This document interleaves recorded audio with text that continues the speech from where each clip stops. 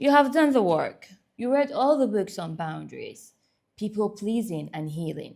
You sat through therapy and thought you have finally healed from people pleasing. But then you spend hours overthinking a text message or apologizing when someone else bumps into you. The truth is, people pleasing doesn't always disappear. Sometimes it just changes shape. In this video, we are going to look into 6 hidden signs that you are still people pleasing, even if you think that you have healed, and how to gently break these patterns. Sign 1: over explaining yourself. You finally learn to set a boundary and say no to an invitation or a request. Maybe it took you years to get to this point. Maybe your heart is racing because this is not something that it comes to you naturally. You know that saying yes would leave you feeling drained. So this time you choose yourself. But instead of stopping there, you send a long paragraph explaining exactly why you cannot make it.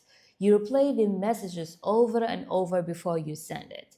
You wonder if you have explained yourself well enough. You list your schedule, your family details, and apologize repeatedly. You add extra details that nobody asked for. You do this because you are terrified that a simple no would make you a bad person.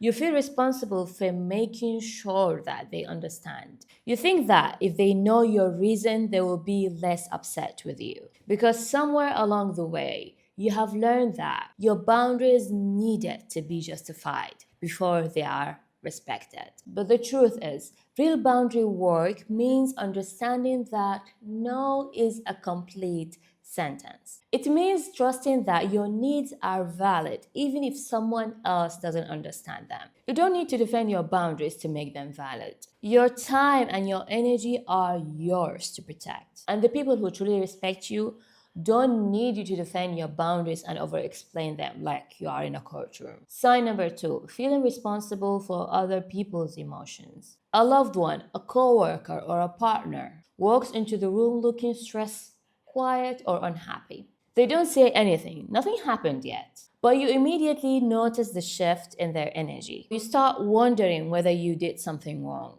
You feel the tension before anyone has even spoken. Your nervous system immediately goes into high alert. Your mind starts searching for ways to make things better. So you jump up to offer solutions, clean the kitchen, or tell a joke. You start trying to lighten the mood before anyone even asks you to. You treat their bad mood as your personal emergency because you cannot feel safe unless everyone around you is happy. And you feel responsible for bringing back peace into the room. You carry the pressure of making everyone else feel okay, even when it comes at the expense of your own peace. And over time, you stop asking yourself how you are feeling because you are too busy managing everyone else's emotions. But the truth is, you're not responsible for carrying other people's emotional weather. Someone else's bad day does not automatically become your responsibility. You can love someone deeply while allowing them to sit in their discomfort.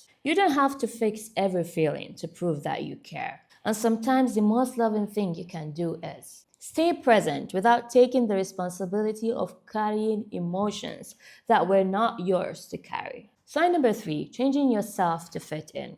You hang out with a new group of friends or coworkers who hold specific opinions or lifestyle traits. At first, you're just trying to make a good impression. You want them to like you want to feel like you belong. So you start paying close attention to how everyone else is acting. And without realizing it, you change your tone. You match their vocabulary or agree with a movie taste that you don't even like. You laugh at jokes that you don't even find funny, jokes that disrespect you. You keep certain opinions to yourself because you don't want to stand out. And you tell yourself that you are just being easygoing. You mold yourself to fit their spaces, trading who you really are just to feel accepted. And after a while, it becomes automatic that you don't even notice it.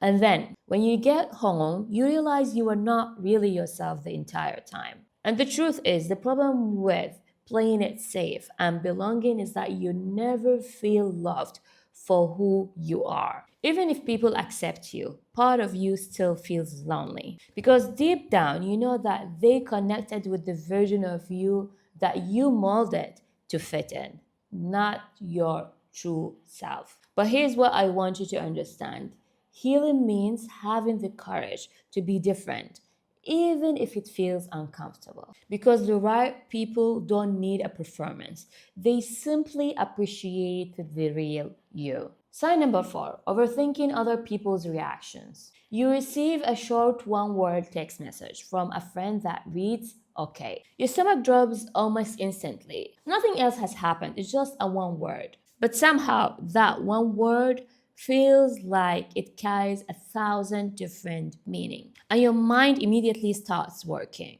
You wonder if the period at the end means they are annoyed. You start comparing this message to how they normally text. You spend hours replaying past conversations, searching for errors, trying to decipher if they are really mad at you.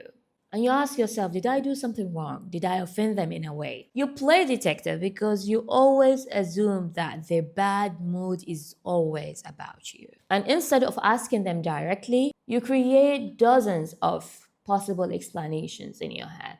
And by the end of the day, you have exhausted yourself to solve a problem that might not even exist. And here's what I want you to know: you're not responsible for decoding other people's flat replies. Not every short text is a hidden message. Not every change in tone is a sign that you have done something wrong. If someone is upset with you, it is their job to speak up. So save your energy and take text messages at face value. You'll be surprised how much peace you find when you stop trying to read between lines that may not even be there. Sign number five: apologizing for taking up space. You walk down a wide hallway, step onto an elevator, or ask a simple question in a meeting. Nothing unusual is happening. You're simply existing in a space with other people. You're not asking for anything that is unreasonable. You're just moving through your day like everyone else. But before you speak, the word sorry leaves your mouth. And it has become so automatic that you barely notice that you're saying it. You apologize before you ask someone to repeat themselves. You apologize before asking for help. You even apologize when someone else bumps into you. And you find yourself apologizing for taking up physical space, having natural needs, or simply asking for help. It is as if you've learned that your presence is an inconvenience, that your needs are too much, that asking for something automatically makes you a burden. Here's what I want you to do: stop apologizing for taking up space in the world. You don't need permission to exist. You don't need to apologize for having needs, for taking your turn, or using your voice. Switch your daily words. Swap sorry to bother you with thank you for your time. Trade sorry just one question with I have a question. Have you noticed the difference? Claim your space. You are never meant to spend your life apologizing for simply being here. Sign number six: abandoning your boundaries when someone is upset. You plan, you rehearse, and finally set a healthy boundary to a family member or a coworker. You have thought about this conversation for days, maybe even weeks. You practice what you are going to say over and over in your head. You tell yourself, this time I'm finally going to speak up. But the moment they roll their eyes, show disappointment, or get quiet, your heart drops. The confidence you felt seconds ago just disappeared. You immediately wonder if you have made a mistake. You panic and instantly pull back, saying, do not worry, it's not a big deal. We can do it your way. You start trying to make them feel better instead of honoring what you need, because their discomfort feels unbearable. And it almost feels easier to betray yourself than sit with someone else's disappointment. So the boundary disappears before even having the chance to exist. And here's what I want you to remember: a boundary is not a way to control how someone else reacts. People are allowed to like your boundary. They are also allowed to dislike it. And neither responses changes the fact that it is okay for you to set it anyway. Think of it as a promise to yourself of what you will and will not tolerate. The reaction is their responsibility. Your boundary is yours. And the moment you stop measuring your boundaries by other people's reactions, is the moment they become real. If you recognize yourself in one of these signs, please don't use it as a proof that you have failed. Use them as a proof that you are becoming more aware. Because healing isn't the moment that you stop people pleasing forever.